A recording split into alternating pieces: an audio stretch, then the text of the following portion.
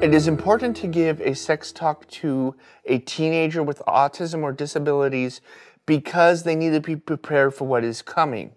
Puberty happens to everyone, irregardless of disability. And if you don't give the talk, you're going to end up with a whole bunch of odd situations or odd moments where it's like, I think I broke something. I think something's wrong. I think I destroyed something, those kinds of things. So that's why it's important. You actually have to give the talk multiple times, most likely. The best age is usually in between 11 and 12 years old, but it depends on when you think puberty is starting for your child. If it's starting as young as 10, then 10 is when you begin. If it starts as old as 14, then 14 is when you begin. But the average target age is 11 to 12. And it really depends. You're going to have to give the talk probably more than once because the information is overwhelming. Almost always you're dealing with information that's new, or it's like, wait, what? And you may get questions. It's important so that you don't end up with surprises, that you don't end up with odd conversations where people, where your child is like, what's going on? Did I break something? Did I do something wrong? What's going on? And it's really going to be important so that they understand what's going on. Because if they don't understand, you're going to have awkward times, awkward conversations. It's really important. Since puberty happens to all of us, whether or not we have autism, you kind of need to have this talk. Generally, the age you want to start having these talks, it's more than one talk oftentimes, is 11 to 12 years old. If your child starts puberty as young as 9, you can start at 9 or as late as 14. I would start no later than 14 because once you're into 14 years old, you'll hit puberty at any point after that. And the reason I say it's more than one talk is you will likely have to go over terms or ideas more than once.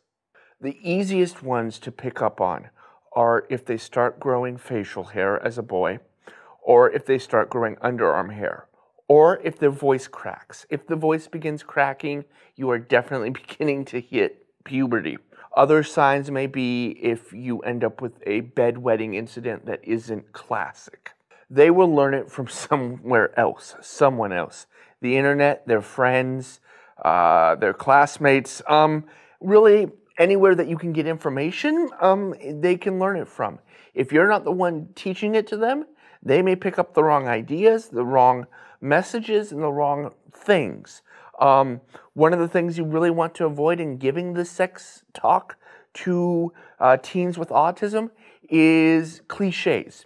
You want to use actual words for actual things rather than trying to use euphemisms for certain body parts, certain activities that happen during puberty. First off, changes in puberty, the changes in the voice, the growth of hair, and the changes to your sexual organs, to the penis, to the vagina, to whatever the organ is that the child has. You have to use proper terminology. You have to use the word penis, vagina, masturbation, words that are going to be uncomfortable to use, that you're going to sit there as a parent or as the person giving the talk going, I don't use these words every day. I don't talk about these things so freely, but you need to, and you need to use the words.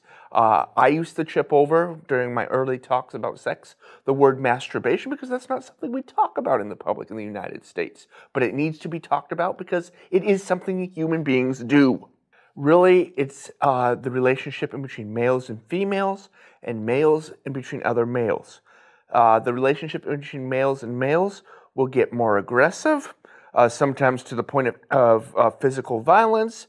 There is locker room talk or dirty talk that boys will have, jokes about the size of their penis, things like this that you have to go over. And then you have to talk about what happens between men and women really during this phase socially, where the relationships change, the feelings change, the ideas of how you interact change from when you were much younger.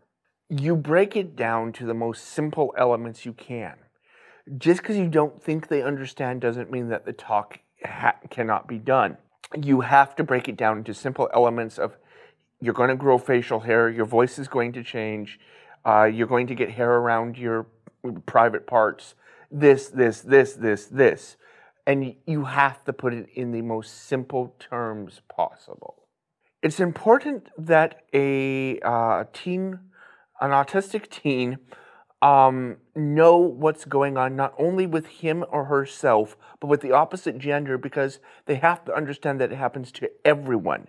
Not simply that puberty happens to boys and is a boys-only thing, because it's not a boys-only thing. It's not a girls-only thing. They need to know what's going on with the opposite gender, meaning you do have to explain to boys that girls have a different set of private parts, that there are different rules with girls, different things that go on with girls during puberty, because this is information you need to know.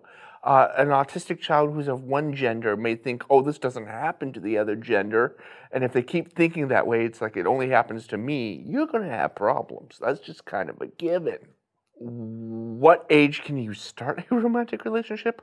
When does mom and dad think it's appropriate for said teenager, said young adult? What are the ground rules that mom and dad have for a relationship? How far do you want the child to go in their relationship? What are your rules about kissing, sex, unsupervised versus supervised dates? And yes, these are all uncomfortable subjects for most parents, because your child will be like, okay, I'm in a romantic relationship. Does that mean I get to kiss my girlfriend? When is the appropriate time for sex? How do I start a relationship? How do I break off a relationship? Do I break off a relationship? When is a relationship good or bad? That's really kind of what you're dealing with. In this is the only time I will say you need black and white examples of proper behavior and improper behavior. This is where I would use YouTube videos or some sort of explainer that gives very black and white rules of what is appropriate and inappropriate in jokes, in relationships, in the way you talk, and the way things go. You really need more black and white. It cannot be gray. And so much of what we deal with in relationships, in puberty, in other things, in this period, is gray, but it has to be more black and white. This is good, this is bad. You can say this in public, you can only say this in private. These kind of things. First off, you have to make the autistic teenager aware that there is such a thing as peer pressure. They will be completely unaware that it even exists. So you have to start with the base level. This exists, they will try to get you to do things, and you can say no. And you have to explain again, a little bit less black and white, but using real-world examples about what peer pressure is. And even show them the gray peer pressure, where it may not feel like peer pressure, but it is because of what's being said or implied in the conversation. That's the kind of peer pressure I hate. Peer pressure that's plain, simple, old, clear, once an autistic knows it exists, they can spot it. The gray peer pressure, the peer pressure that doesn't look like peer pressure, but oh God, is it? But the autistic may not know it because it may look innocent or sound innocent, and it's not. With hygiene, it's a little bit different. First off, the idea, it's like, wait, what do you mean I stink? What do you mean I have body odor? I can't smell myself. I'm perfectly fine, I don't smell. Once I can smell myself, I should be able to go take a shower. No, other people don't want to smell you because by the time you smell yourself, no one else will want to be around you. Really, it's about saying, hey, you need to use deodorant every day. You need to shower as often as you can. You need to brush your teeth. You need to comb your hair. You need to go get your beard trimmed because there's too much food in it. Whatever. I mean, really, it is what it